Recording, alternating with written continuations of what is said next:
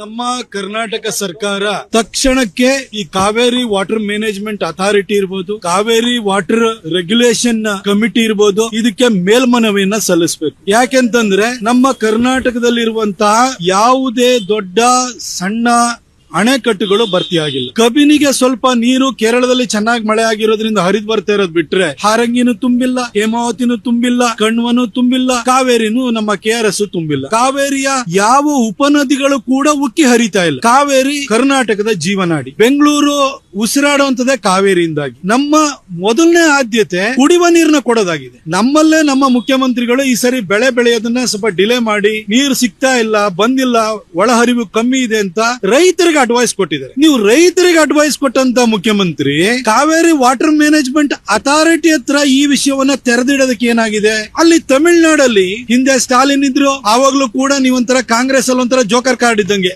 ಎಲ್ಲಾ ಕಡೆ ಫಿಟ್ ಆಗುತ್ತೆ. ಯಾರಿಗೊಂದ್ 3, 4, 5 ಕಮ್ಮಿ ಆಗ್ತಾರೆ, ಅವ್ರ ಜೊತೆ ಹೋಗಿ ಕಾಂಗ್ರೆಸ್ ಸೇರ್ಕೊಳ್ಳುತ್ತೆ. ಈಗ ವಿಜಯ್ ಬಂದಾದ್ಮೇಲೆ ವಿಜಯ್ಗೆ ಒಂದಷ್ಟು ಕಮ್ಮಿ ಆಯ್ತು, ನಿಮ್ದೊಂದು 5 ಹೋಗಿ ಅಲ್ಲಿ ಸೇರ್ಕೊಂಡ್ರಿ. ನೀವೊಂದು ಜೋಕರ್ ಕಾರ್ಡ್ ತಮಿಳುನಾಡಿಗೆ. ಆದ್ರೆ ಕರ್ನಾಟಕ ಕಾಂಗ್ರೆಸ್ ಪಾಲಿಗೆ ಕಾಮಧೇನು ಆಗೋಗ್ಬಿಟ್ಟಿದೆ. ನಿಮ್ಮ ಕೇಂದ್ರದ ನಾಯಕರ ಎಲ್ಲಾ ಆಸೆ ಆಕಾಂಕ್ಷೆಗಳನ್ನು ಈಡೇರಿಸೋದು ಕರ್ನಾಟಕ. ನಿಮ್ಮೆಲ್ಲಾ ವ್ಯವಹಾರಗಳಿಗೆ ಪುಷ್ಟಿನ ಕೊಡ್ತಾ ಇರುವಂತದ್ದು, ಒಳ್ಳೆ ಫಲವತ್ತಾದ ಭೂಮಿ ಇರುವಂತದ್ದು, ನಿಮ್ಮ ರಿಯಲ್ ಎಸ್ಟೇಟ್ ದಂಧೆಗೆ ಒಳ್ಳೆ ಅವಕಾಶ ಮಾಡಿಕೊಟ್ರೋದು ಕರ್ನಾಟಕ. ಎಲ್ಲಾ ರಾಜ್ಯದ ರಾಜಕಾರಣಿಗಳು ಬಂದು ಫಾರ್ಮ್ ಹೌಸ್ ಮಾಡ್ಕೊಳ್ಳೋದು ಕರ್ನಾಟಕದಲ್ಲಿ. ನಾನು ಕಾಂಗ್ರೆಸ್ನವರಿಗೆ ಕೇಳಲಿಕ್ಕೆ ಬಯಸ್ತೀನಿ, ನೀವು ಕರ್ನಾಟಕದ ಹಿತರಕ್ಷಣೆ ಮಾಡೋದು ಯಾವಾಗ? ತಮಿಳುನಾಡು ಅವರು ಈ ರೀತಿ ಪದೇ ಪದೇ ಖ್ಯಾತೆ ತೆಗೆಯುವಂತದ್ದು, ಅವರಿಗೆ ನೀರ್ ಬಿಡಿ ಅಂತ ಹೇಳುವಂತದ್ದು. ನಮ್ಮ KRS ಗಿಂತ ಮೆಟ್ಟೂರು ಡ್ಯಾಮ್ ದೊಡ್ಡದು. KRS ತುಂಬಿದ್ರೆ ನಾವು ಬಿಡಬಹುದು. ಆಮೇಲೆ KRS ಇಂದ ಕುಡಿಯುವ ನೀರು ನಮಗೆ ತಿಂಗಳಿಗೆ ಕನಿಷ್ಠ ಅಂತಂದ್ರೆ 3.5 TMC ಕುಡಿಯುವ ನೀರು ಬೇಕು ನಮಗೆ. ಜನ ಉಸಿರಾಡಿದ್ರೆ ತಾನೆ, ಬದುಕಿದ್ರೆ ತಾನೆ ಮುಂದಿಂದು. ನಾವೆಲ್ಲರೂ ಕೂಡ ಅಕ್ಕಿನೋ ಇನ್ನೇನೋ ನಮಗೆ ಶಾರ್ಟೇಜ್ ಆಯ್ತು ಅಂದ್ರೆ ಖರೀದಿ ಮಾಡ್ಕೊಂಡ್ ಬರ್ಬೋದು. ಆದ್ರೆ ನೀರನ್ನು ಖರೀದಿ ಮಾಡ್ಕೊಂಡ್ ಬರೋಕೆ ನಮ್ ಕೈಲಿ ಅವಕಾಶ ಇದೆಯಾ? ಇದನ್ನ ಮನಗಂಡು ತಮಿಳುನಾಡಿನಲ್ಲಿ ಅಲ್ಲಿ ವಿಜಯ್ಗೆ, ಈ ಹಿಂದೆ ಸ್ಟಾಲಿನ್ಗೆ ಬುದ್ಧಿ ಹೇಳೋ ಕೆಲಸನ ಹಿಂದೆ ಸಿದ್ದರಾಮಯ್ಯನವರು ಮಾಡ್ಲಿಲ್ಲ, ಈಗ DK ಶಿವಕುಮಾರ್ ಅವರು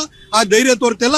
ಸುಮ್ನೆ ಮೇಕೆದಾಟು ಅಂತ ಹೇಳ್ಬಿಟ್ಟು ಆಗ ನಮ್ಮ ನೀರು ನಮ್ಮ ಹಕ್ಕು ಅಂತ ಹೋಗ್ಬಿಟ್ಟು ಎಲ್ಲರಿಗೆ ಎಣ್ಣೆ ಹೊಡಿಸ್ಬಿಟ್ಟು ತುರಾಡಿಸ್ಕೊಂಡು ರ್ಯಾಲಿ ಮಾಡಿದ್ ಬಿಟ್ರೆ ಇವ್ರು ಏನು ಮಾಡಿಲ್ಲ. ನಾನ್ DK ಶಿವಕುಮಾರ್ ಅವರಿಗೆ ಹೇಳಲಿಕ್ಕೆ ಬಯಸ್ತೀನಿ, ಸರ್ ಮೇಕೆದಾಟು ಎಂದು ನೀವು ಮಾಡಲ್ಲ, ಅದು ಬರೀ ಚುನಾವಣೆ, ಇನ್ನೊಂದು ಚುನಾವಣೆ ಬಂದ್ಮೇಲೆ ಅದೇ ರಾಗ ಅದೇ ಹಾಡು ಇದೇ ಮಾಡ್ತೀನಿ ಅಂತ ನಮಗೆ ಗೊತ್ತು. ಆದ್ರೆ ಕನಿಷ್ಠ ಕುಡಿಯುವ ನೀರನ್ನ ಉಳಿಸ್ಕೊಳ್ಳೋದ್ರಷ್ಟಾರ ಗಮನ ಹರಿಸಿ. ತಮಿಳುನಾಡಿಗೆ ನೀವು ನೀರ್ ಕೊಡೋದಕ್ಕೆ ಅಲ್ಲಿ ಆರ್ಡರ್ ಮಾಡಿದ್ದಾರೆ ಅಂತ ಹೇಳಿ ನೀವು ಸುಮ್ನೆ ಕೂತ್ಕೊಂಡ್ರೆ ಇಲ್ಲಿದ್ದು ವಸ್ತು ಸ್ಥಿತಿಯನ್ನ ಮನವರಿಕೆ ಮಾಡ್ಕೊಡೋರು ಯಾರು? ಕೊಡಗಲ್ಲಿ ಸರಿಯಾಗಿ ಮಳೆ ಆಗ್ತಾ ಇಲ್ಲ. ನಿಮಗೆ ದಕ್ಷಿಣ ಕನ್ನಡದಲ್ಲಿ ಮಳೆ ಆಗ್ತಾ ಇಲ್ಲ. ನಿರೀಕ್ಷಿತ ಮಳೆಗಿಂತ ಮಳೆ 25 ಭಾಗ ಅಷ್ಟೇ ಮಳೆ ಆಗಿರೋದಲ್ಲಿ ಅಲ್ಲೇ ನೀರಿಗೆ ಹಾಹಾಕಾರ ಆಗುತ್ತೇನೋ ಅನ್ನೋ ಒಂದು ಪರಿಸ್ಥಿತಿ ಬಂದಿದೆ. ಇನ್ನು ಕಾವೇರಿ ಜಲಾನಯನ ಪ್ರದೇಶ ಏನಿದೆ, ಕಾವೇರಿದು ಟ್ರಿಬ್ಯೂಟರೀಸ್ ಏನಿದೆ, ಉಪನದಿಗಳೇನಿದೆ, ಒಂದು ಉಪನದಿನೂ ಕೂಡ ತುಂಬಿ ಹರಿತಾ ಇಲ್ಲ. ಇಂತ ಒಂದು ಪರಿಸ್ಥಿತಿಯಲ್ಲಿ ನೀವು ಗಂಭೀರತೆನ ಅರ್ಥ ಮಾಡಿಕೊಂಡು ಸುಪ್ರೀಂ ಕೋರ್ಟ್ಗಾರ ಹೋಗ್ತೀರಾ ಹೋಗಿ, ಕಾವೇರಿ ಮ್ಯಾನೇಜ್ಮೆಂಟ್ ಅಥಾರಿಟಿ ಎದುರುಗಡೆ ಹೋಗ್ತೀರಾ ಹೋಗಿ. ಇದು ನಮ್ಮ ಕರ್ನಾಟಕದ ಹಿತರಕ್ಷಣೆ ಆಗ್ಬೇಕು, ನಮಗೆ ಕುಡಿಯುವ ನೀರನ್ನ ನಾವು ಉಳಿಸ್ಕೊಳ್ಳೋ ಕೆಲಸ ಆಗ್ಬೇಕು.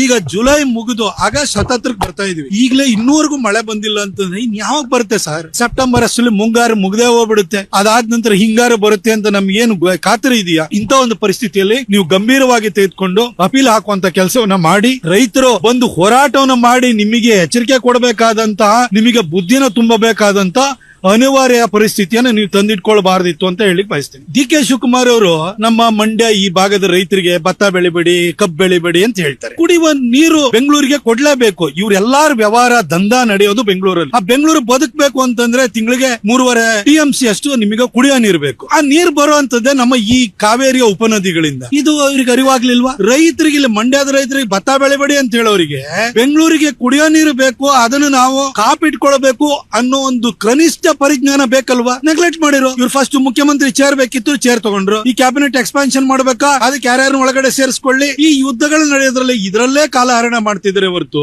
ಕರ್ನಾಟಕದ ಹಿತರಕ್ಷಣೆ ವಿಚಾರದಲ್ಲಿ ಏನು ಯೋಚನೆ ಮಾಡ್ತಿಲ್ಲ.